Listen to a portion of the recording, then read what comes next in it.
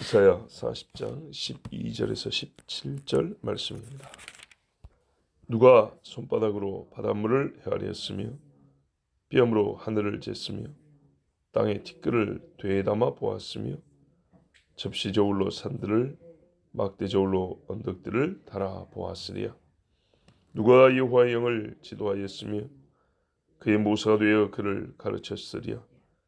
그가 누구와 더불어 의논하셨으며 누가 그를 교훈하였으며 그에게 정의의 길로 가르쳤으며 지식을 가르쳤으며 통다리도를 보여주었느냐. 보라, 그에게는 열방이 통에 한 방울 물과 같고 저울의 작은 티끌 같으며 섬들은 떠오르는 먼지 같으리니 레바논은 땔감에도 부족하겠고 그 짐승들은 번제도 부족할 것이라.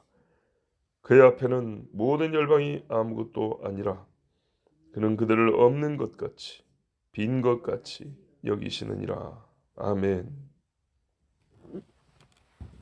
이 앞절까지 어마어마한 일들이 기록되어 있었습니다. 하나님이 하시는 일에 대하여 그가 와서 다스리시고 이스라엘을 구원하시고 사막에 우리 하나님의 대로가 있다. 이 엄청난 일을 어떻게 할 수가 있죠? 세상 역사를 한순간에 바꾸는 일을 어떻게 할 수가 있습니까? 누가 할 수 있습니까? 어떤 존재가 자기가 한 말을 다 이룰 수가 있습니까? 그가 누구에게 이게 가능합니까? 여호와 하나님만 가능하죠. 하나님이 어떤 능력이 있기에 그러냐? 잘 들어보세요. 이 엄청난 일을 행하시는 이가 누군지, 그 어떤 능력을 갖고 계신지, 그 광대하심과 권능에 대하여 알려주겠다. 그 말입니다. 12절, 17절. 이런 분이기 때문에 역사 가운데 우리가 어떻게 이런 일이 있을 수 있는가 하는 일을 하신다는 겁니다. 지금 12절에서 17절은 역사하고는 조금 다릅니다.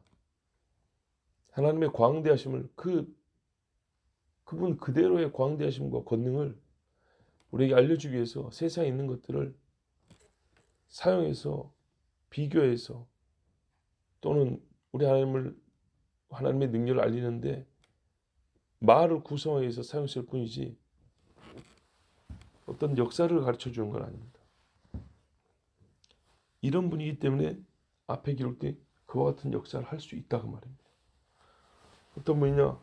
손바닥으로 바닷물을 헤아린대. 우리가 헤아린다는 말은 보통 수를 세는 경우에 쓰는 말입니다. 근데 여기서 손바닥으로 헤아리지는 않잖아요.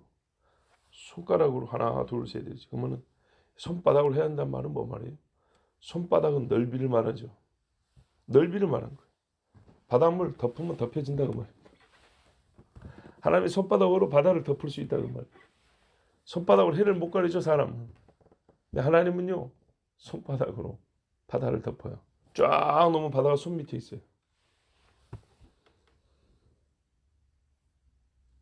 그 다음에 그러니까 말할까요?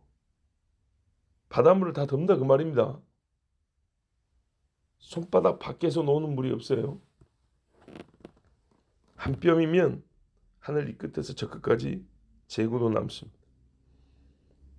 하나님이 치수를 재지 못하는 하늘이란 건 없습니다. 사람은 택도 없죠. 땅에 수많은 티끌들 한 대박이면 다 담는답니다.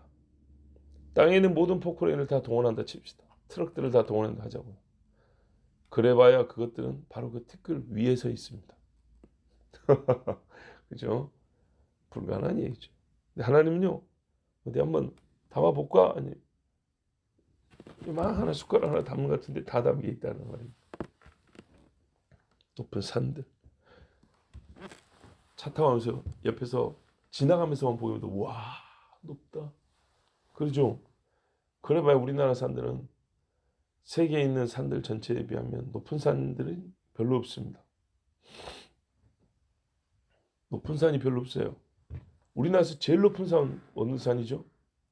백두산 몇 미터입니까? 저는 모르겠는데요. 2774인가? 3,000m가 안 돼요. 타이완 저 섬나라 조그마한 섬나라죠. 거기 제일 높은 산이 몇 미터인지 아세요?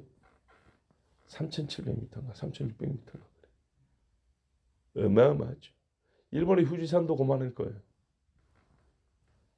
그나마 백두산 중국권이 한국권이 서로 싸우고 있잖아요. 저기 네팔이나 스위스 알프스 같은 데 가보세요. 거대한 산맥들이죠. 미국의 뭐 로키 산맥, 저 남미 안데스 산맥 이런 것들 보면 진짜 어마어마하죠. 자, 올라갈 엄두를 못 내는 산들입니다. 그런데 하나님이 싹 떠다가 저 위에 달라놓으면 됩니다. 사람이 달아볼 수 있을까요? 안 된다는 거죠. 근데 억조를 봐도 그거 다는 거 하나 안 무겁다는 얘기입니다. 그 다음에 잘 자란 산들. 우리나라 산은 많지만 잘 자란 산들입니다. 너무 잘 자란 것들은 뭐 대충 그냥 싹 쓸어 딱 올려놓으면 예, 이렇게 이렇게 약간 옮기면서 아이고 예, 아무것도 아니라는 겁니다. 그렇죠. 누가 여호와의 영을 지도했냐? 물리적인 이야기만 할 것이냐? 그럼 지혜 이야기 한번 해볼까? 좋아, 지혜 한번 봅시다. 누가 육을 입은 어떤 피조물이 영으로 계신 하나님께 말이라도 걸 수 있겠냐? 모사 조언을 해주고 뭡니까? 이 작전을 세우고 할 때 지혜자로서 옆에서 도와주는 자가 이 모사인데 하나님이 계신 곳에 갈 수나 있나요? 갈 수도 없죠. 우리 한국말로 하나님께 통하게 언제라도 내가 말하면 들리나요? 기도 이야기하는 게 아니고 우리가 뭡니까? 저기 미국 사람한테 말로도 영어로 해야 되잖아요.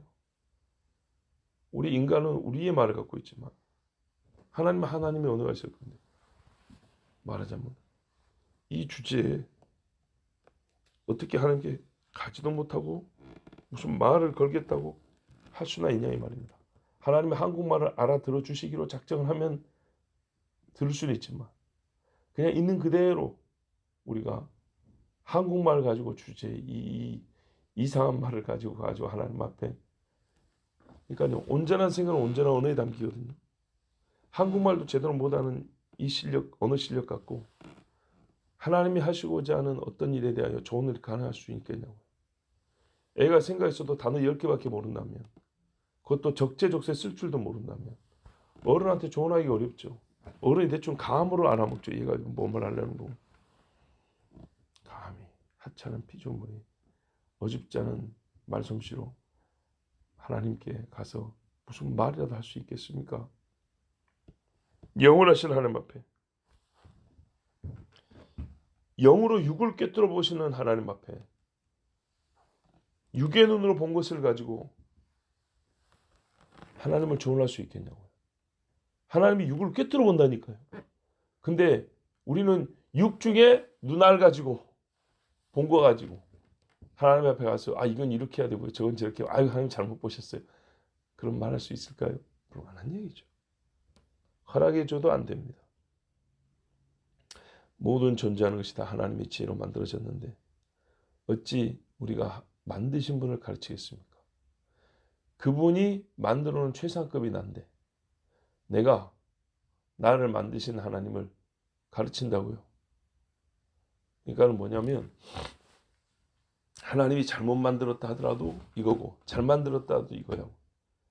아시겠죠? 요 이상이 안 돼요. 만들어진 그 이상이 안 돼요.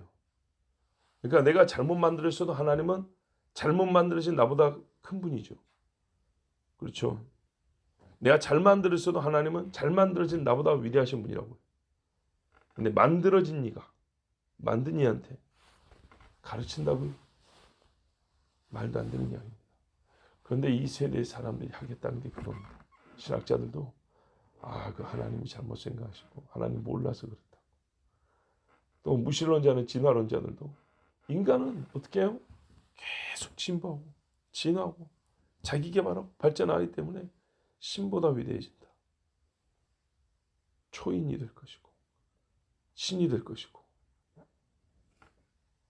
그걸 원하잖아요. 옛날에는 순전히 종교적 틀에서 했다면 지금은 과학이나 철학의 틀 안에서도 인간은 신이 될 수 있다는 것처럼 그렇게 주장을 합니다. 됩니까? 그래봐야 80년 살면 이빨 빠지고 머리 다 빠지는데요. 창조주의 정하신 때 창조주의 심판대 앞에 설 존재가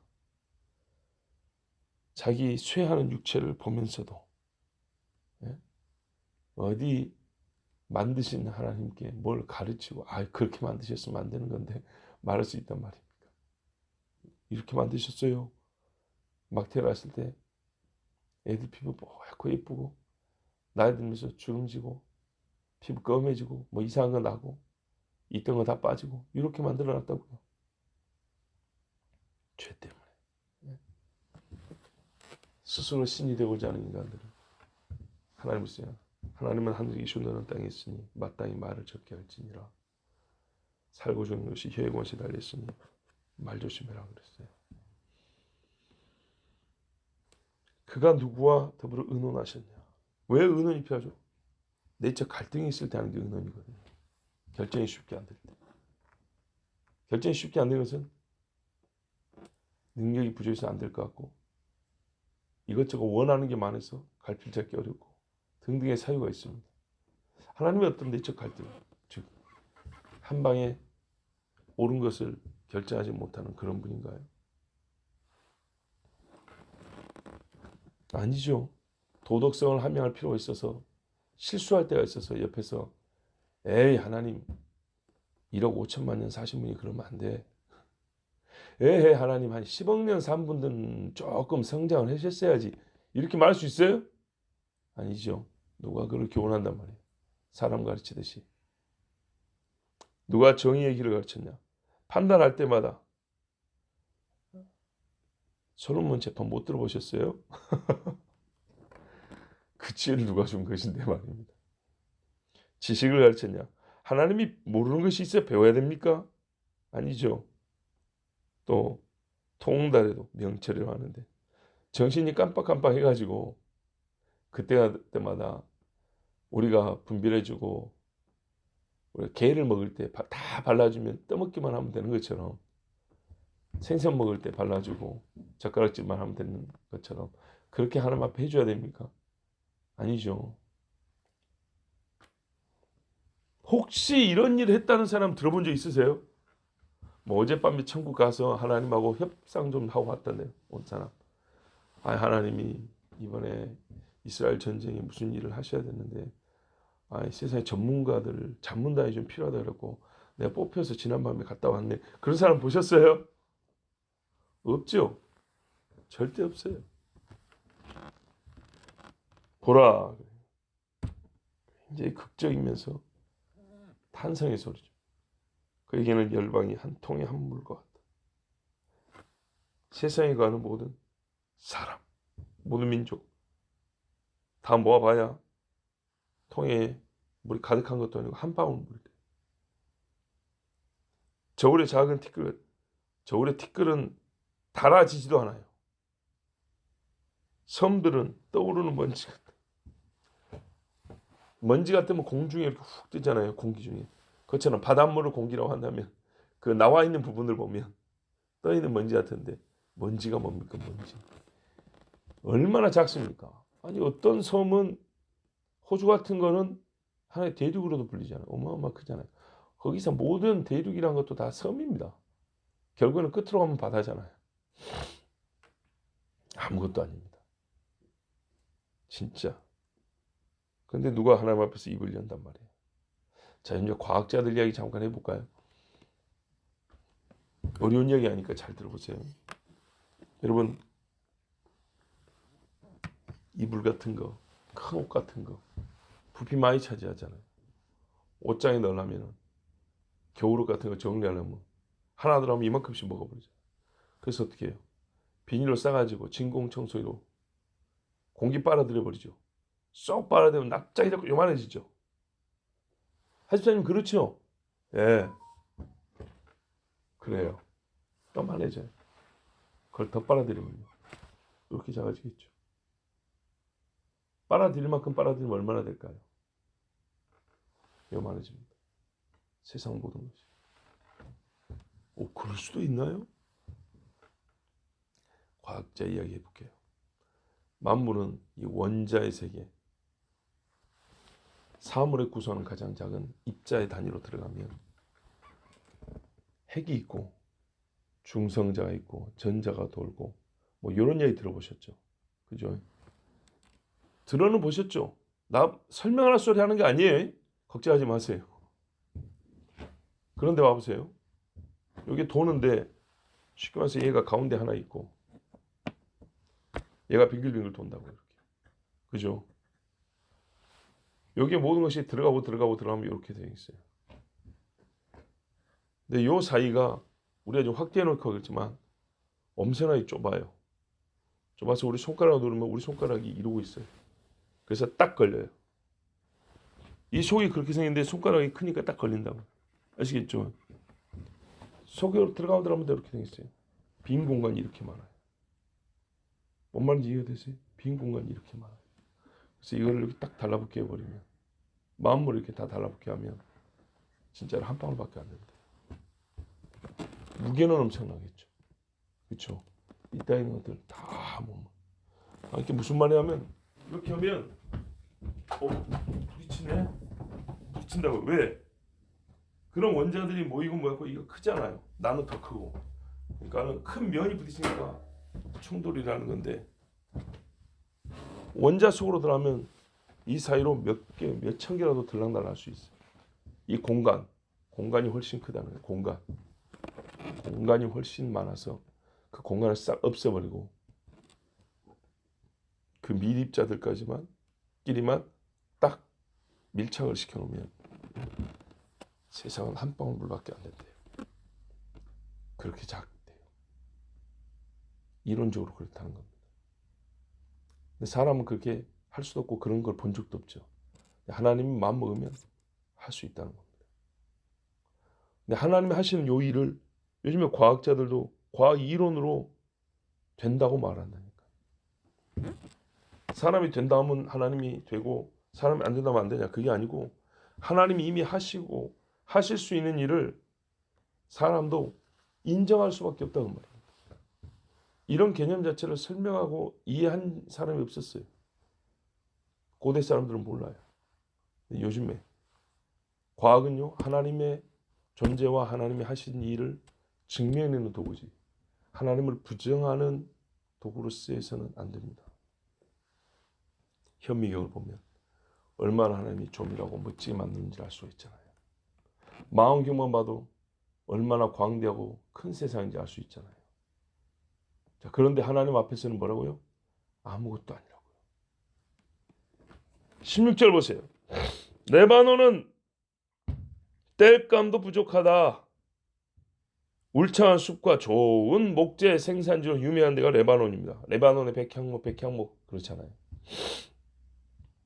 거기 있는 나무로 궁전 짓고 집 짓고 신전 짓고 다리 넣고 별거 다 하지 않습니까? 향기도 좋고. 그런데 하나님이 만약에 땔감으로 쓴다면 보잘것이 없답니다. 그 많은 나무가 사람이 뗀다면은 몇백 년도 쓸 나무인데 하나님이 쓴다면 그건 뭐 아무것도 아니래요. 오늘 뜨거운 바람을 훅 불면 한순간에 다 없어져 버려요. 그 숲에 얼마나 많은 짐승이 살겠어요. 그러나 역시 번제 쓰기도 부족하답니다. 이게 무슨 말이냐? 하나님이 짐승 번제로 만족을 얻고자 한다면 그 많은 짐승 다 잡아봐야 하나도 만족스럽지 않대요. 사람으로 말한다면 배고파 죽겠는데 라면 한 줄 배가 부르겠습니까? 아무것도 아니죠. 이 짐승 하나님이 번제로 배를 불릴 것 같으면 이런 거 아무것도 아니래요. 자, 지금 다양한 측면에서 하나님이 얼마나 크신 분인가를 지금 설명해 주고 있습니다. 말 뜻은 분명히 이해가 되시죠? 예. 여자분들은 대답을 못 하시는가요? 할 수 있죠? 예. 또 성차별 했다 그러나 또 여자만 대답 못해. 여자밖에 없으니까 지금 그래요. 자, 17절. 그의 앞에는 모든 열방이 아무것도 아니라 이 결론이에요. 그는 그들을 없는 것 같이 빈 것 같이 여기시느니라. 자, 들어보십시오, 여러분. 제가 설교 준비할 때는 여자라고 말하는 게 거의 인생들아 이랬어요. 인생들아. 이처럼 하나님 여호와 앞에서 인생은 아무것도 아니고요. 피조물은 아무것도 아니에요. 이렇게 작은데 하나님이 거기에 가치를 쳐줄 게 뭐가 있어요? 그걸 뭐 대단하게 띄워줄 게 뭐가 있냐고요. 하나님 만드셔서 예쁘다, 아름답다, 보기 좋다 했지만 죄가 퍼져버린 이 세상에 대해 하나님이 그래도 내가 만들었는데 그 참 미련이 남아서 그럴 일이 없단 말입니다. 온 땅도 아무것도 아니고 땅에 존재하는 것도 아무것도 아닙니다. 성경에 이런 말씀이 있죠. 하나님은 없는 것을 있는 것 같이 부르사 있게 하신다고. 없어요. 없는데 빛이 있으라 했어요. 그랬더니 빛이 딱 나오는 거예요. 없는데 있는 것처럼 이름을 먼저 불러줬어요. 그랬더니 그 이름에 맞는 것이 존재한다 이 말이죠. 오늘 말씀은 반대를 얘기하고 있죠. 있는 것을 없는 것 같이 부르시면 없어진답니다. 생사화복이 내 입에 달렸다 하는 것처럼 하나님의 입의 기운은요. 피조물을 살려서 생명이 되기도 하고 불어서 말라버리게 하기도 하고 마찬가지예요. 없는 것을 있는 것 같이 부르기도 하고요. 있는 것을 없는 것처럼 말해버리면 없어져 버립니다. 지금 이 언급된 것들이 우리가 보는 다 아닙니까? 다. 하늘부터 땅까지 바다까지 다인데 이걸 하나님이요. 아무것도 보세요. 아니다 그랬다고요. 아니다. 그게 뭡니까? 라고 할 때 조금이라도 있으면 뭐라고 말할 건데 아무것도 아니래요. 기야 기라고 말을 하지. 있어야 뭐라고 말을 하죠. 없으니까 이름 붙일 것이 없어요. 자, 그러므로 우리가 이 말을 통해서 배웠기 때문에 이제 뭘 인정해야 되냐? 하나님이 이 땅에 사시는 역사에 대하여 쉽겠냐 어렵겠냐 이 말입니다. 쉽죠. 하나님이 하신다면 되겠냐 안 되겠냐 그 말이에요. 된다는 말입니다. 인간이 막을 수 있냐 못 막냐? 절대 못 막습니다. 어떤 인간이라도 하나님의 계획 밖에 있을 수 있나? 없습니다. 무조건 다 된다는 얘기입니다. 하나님의 때에 정한 양, 기간, 그 범위 다 하나님 말씀한 대로 된다고 말입니다. 여러분 의심하지 마세요. 혹 다른 일이 일어날 수도 있겠지. 혹 하나님이 바꿀 수도 있겠지. 절대 그렇지 않습니다. 하신 말씀대로 그대로 합니다. 뭐 우리는 어떻게 하는 게 맞냐? 믿으며 바라며 참 그래 감사하게 하나님이 역사 중에 이렇게 다 하시고 아무것도 아닌 것까지 하실 수 있는 분이 감사하게도 우리를 같이 하자고 부를 때가 있어요. 그 성경에도 우리가 하나님의 동역자가 되었느니라 그런 말이 있다고. 그렇게 써주신다 하면은 감사하고 그죠? 나같이 아무것도 아닌 거를 하나님이 같이 가자 엘리야야 한번 튕기잖아요. 하나님 여기도 안 계시고 저기도 안 그래도 하나님이 같이 가자 그런단 말이에요. 얼마나 감사합니까? 그 성취의 역사 동참하고 동역하는 하나님의 부르심이 있다면 아멘하고 가십시오.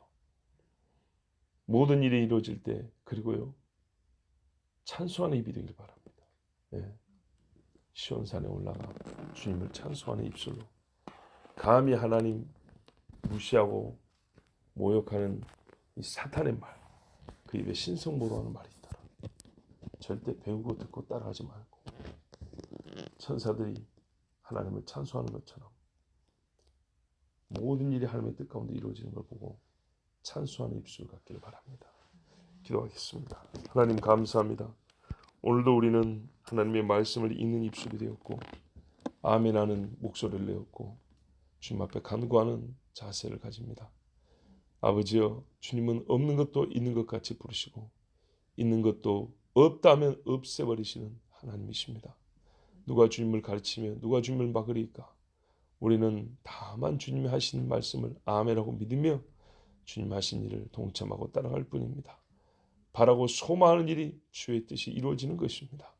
주님, 우리에게 믿음을 더하여 주시옵고 세상 말에 마음이 흔들리지 않게 하여 주시옵고 주의 광대하심을 찬송케 하여 주시며 항상 나 자신의 작음을 정말 아무것도 아님을 인정하고 겸손하게 하옵소서. 정말 주님 아버지, 비행기만 타도 이 땅에 사는 티끌 같은 존재인 것을 아는데 감히 어찌 우리가 하나님 앞에 무례하고 방지한 소리를 내겠습니까? 사단을 따르지 않게 하옵소서. 신성모독하는 어떤 행위와 소리도 따르지 않게 하옵시고 다 거부하고 온전히 오직 하나님을 찬송하고 영어롭게 하는 소리를 내는 하나님의 자녀들 되게 하여 주시옵소서. 예수 그리스도의 이름으로 기도하옵나이다. 아멘.